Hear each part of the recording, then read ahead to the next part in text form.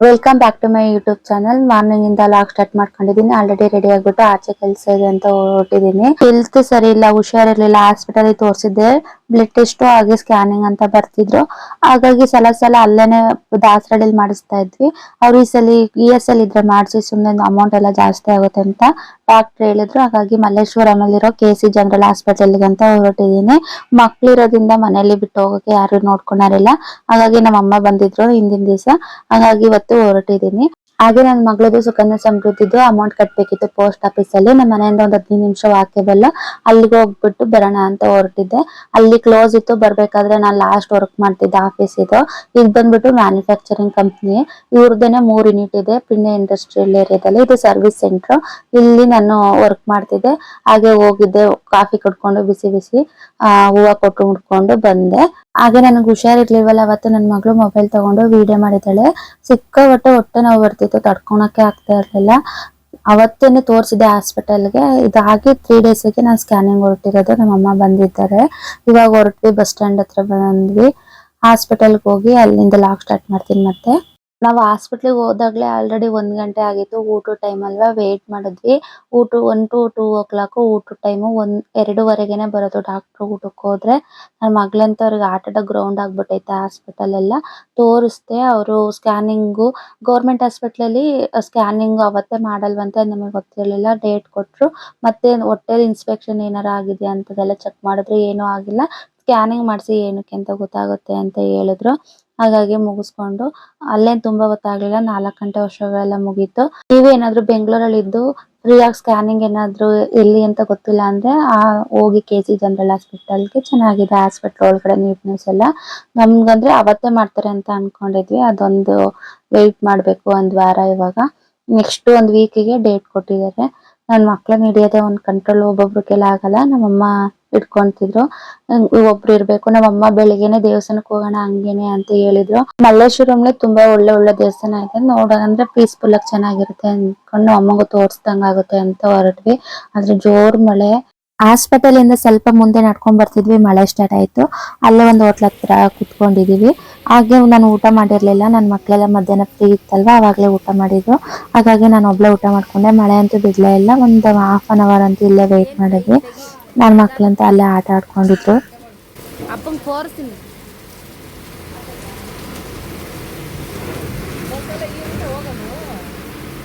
ಅಲ್ಲಿ ಬಾರೆ ಕಾಣ್ತಾ ಇದೆಯಲ್ಲ, ಅದೇ ಬಸ್ ಸ್ಟ್ಯಾಂಡ್. ಮಳೆ ಸ್ವಲ್ಪ ಕಡಿಮೆ ಆಯ್ತು. ಬಸ್ ಕೂಡ ಸಿಕ್ತು, ಹೊರಟ್ವಿ.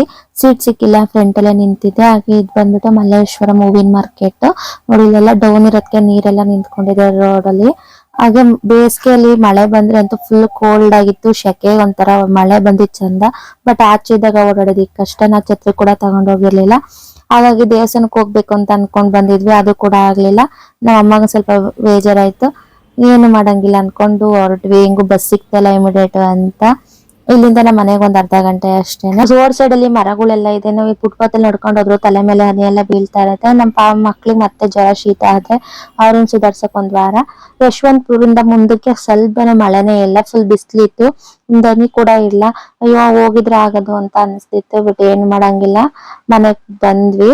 ನಮ್ಮಮ್ಮ ಬಂದ್ಬೇಕಾದ್ರೆ ಏನಾದ್ರು ತಿನ್ಬೇಕು ಅಂತ ಅಂತಿದ್ರು. ಮನೇಲಿ ಮಸಾಲಾ ಪುರಿ ಮಾಡಿದ್ದು ಮಸಾಲ ಇತ್ತು. ಪೂರಿ ಖಾಲಿ ಆಗಿತ್ತು. ಅಲ್ಲೇನೆ ಅಂಗಡಿಲೆಲ್ಲ ವಿಚಾರಿಸ್ದೆ, ಎಲ್ಲೂ ಸಿಗ್ಲಿಲ್ಲ. ಮಸಾಲ ಪುರಿ ಮಾಡ್ತಿರ್ತಾರಲ್ವಾ, ಅಲ್ಲೇ ಹೋಗ್ಬಿಟ್ಟು ಒಂದು ಪ್ಯಾಕೆಟ್ ತಗೊಂಡು ಮನೆಗ್ ಬಂದೆ. ಬಂದಕ್ಕೆ ನನ್ ಮಕ್ಳು ಇನ್ನೇನ್ ಮಾಮೂಲಿ ಟಿವಿ ನೋಡ್ತಾ ಕೂತಿದ್ದಾರೆ ಅವ್ರುನು. ಮತ್ತೆ ಫ್ರೆಶ್ ಅಪ್ ಎಲ್ಲ ಆದ್ವಿ. ಅಷ್ಟ್ರಲ್ಲಿ ನಮ್ಮ ಮನೆಯವ್ರು ಕೂಡ ಡ್ಯೂಟಿ ಮುಗಿಸ್ಕೊಂಡ್ ಬಂದ್ರು. ಮಸಾಲೆನೆಲ್ಲ ಬಿಸಿ ಮಾಡಿ ಈರುಳ್ಳಿ ಟೊಮೆಟೊನೆಲ್ಲ ಹೆಚ್ಕೊಂಡು ಎಲ್ಲ ಪ್ಲೇಟಿಗೂ ರೆಡಿ ಮಾಡಿದೆ. ನನ್ ಮಕ್ಳಿಗಂತೂ ಇವಾಗ ಫೇವ್ರೇಟ್ ಆಗ್ಬಿಟ್ಟಿದೆ. ಒಂದೊಂದ್ ಪ್ಲೇಟ್ ತಗೊಂಡು ತಿಂತ ಕೂತಿದೀವಿ ಎಲ್ಲರೂ ಇವಾಗ.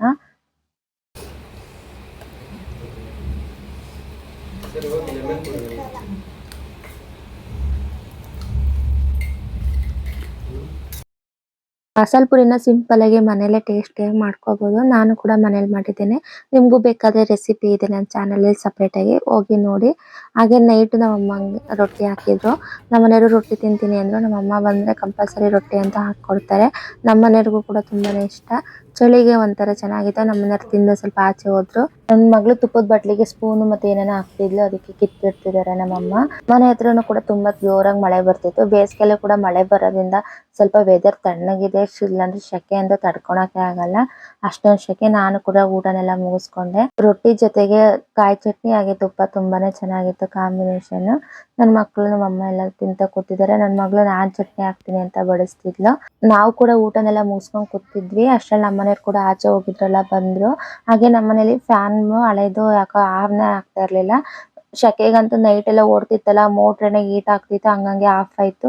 ಈ ಶೆಕೆಗಂತೂ ಫ್ಯಾನ್ ಇಲ್ಲ ಅಂದ್ರೆ ಏನು ಮಲ್ಗಕ್ಕೆ ಆಗಲ್ಲ.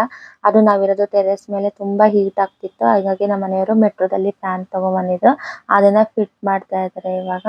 ಫ್ಯಾನ್ ಇದನ್ನ ಮೆಟ್ರೋದಲ್ಲಿ ತಗೊಂಡ್ಬಂದಿದ್ರೆ ಅಮೌಂಟ್ ಬಂದ್ಬಿಟ್ಟು 2,500 ಏನೋ ಆಯ್ತು ಅಂತ ಹೇಳಿದ್ರು.